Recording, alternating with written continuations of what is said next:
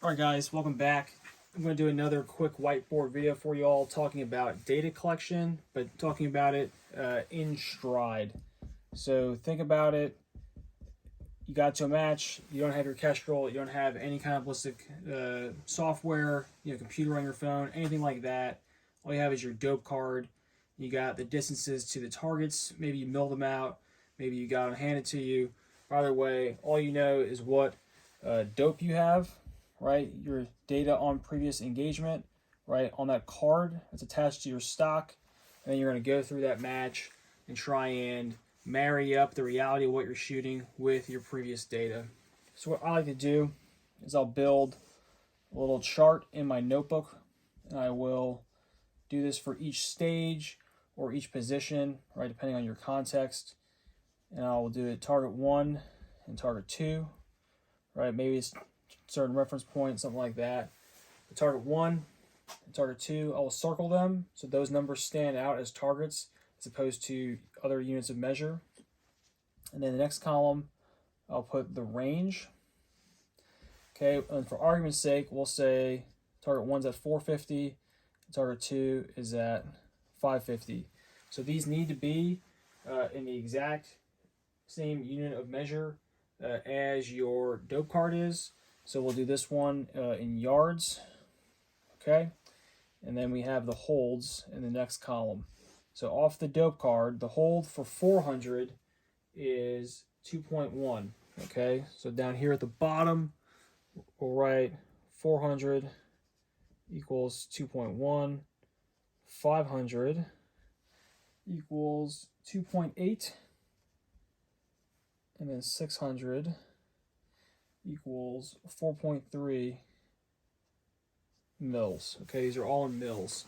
So I don't know exactly what the hold should be, right? I got 2.1, 2.8, and I got 4.3. So how do I figure out what I want to hold initially?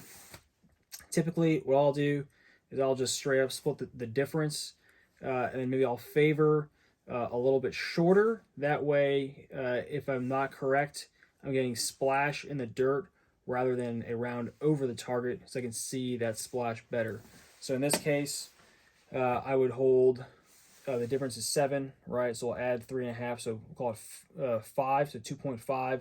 I'm probably going to hold like 2.4, maybe 2.3. Call it 2.4. And then for 550, so let's see what the difference here is. 2 and 3 is what? 5, so almost 15, or 1.5 rather. And then I would just call that, let's say we'll do 6, so we'll do 3.4.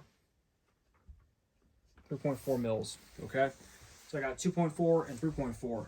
Now, this adds another interesting metric here. What I could do now is I could dial, right? And I'll add a different column for that, but we'll do that on the far right here so that we're not ruining our nice chart here, okay?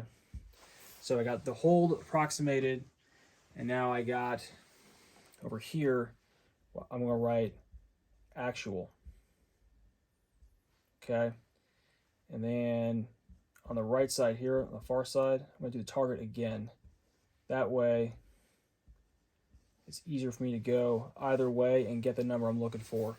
So after I shoot this stage, right, I will note immediately in my notebook what the actual hold was on that day, right? So say this data is on a 70-degree day, low pressure. Now I'm shooting on a super cold day. So typically, right, it's going to have a negative effect. It's going to drop quicker. So my actual hold is going to be 2.5. Let's say it's 3.6, right? So now I know, right? I'm probably a little bit slow today. I need to add more either in my holds or in my dialing. Now, if I wanted to, I can go back, shoot the same course of fire, or shoot a different stage with the same distances, and I wanted to dial, right? I would write dial, and then for these two, right, they're only 1.1 mil off. So I could dial 2.5, right? So I'd write plus 2.5. So now I know I'm holding 0, and then because I dialed 2.5, I'm holding 1.1. So those are my actual holds now in the reticle. They're dead on and 1.1 instead of 2.5 and 3.6. So when I go up to that stage, I'm looking right here and I'm seeing on paper, okay, target 1, centered up, 2, 1.1. I can just look over here, see it real quick, and go shoot it. I'm memorizing exactly what I need. Right, 1 is 0, 2 is 1.1, and that's it. As opposed to having to come all the way to the left and scroll over and go over these other numbers that I don't need. This is just a quick way to do it in your notebook. It's a kind of a way that helps me organize and keep kind of my thoughts straight and to track data throughout the match. So this is just one stage. I'll keep doing this as I go. And I'm building now, right, new dope as things go on. And I'm recording that in my notebook for later. I'll keep that with the rifle. So later on, as I go on and shoot more matches or more different evolutions, right, I have all this data built up over time. And then I can cross-reference this with a chronograph, a Kestrel, all that kind of more expensive equipment that you might not have access to all the time. If this helps, let me know. I know it's kind of a dry topic, but I think it's useful to see good ways to organize your data and overcome some shooting challenges without a lot of equipment that you might not want to spend the money on. All right, thanks.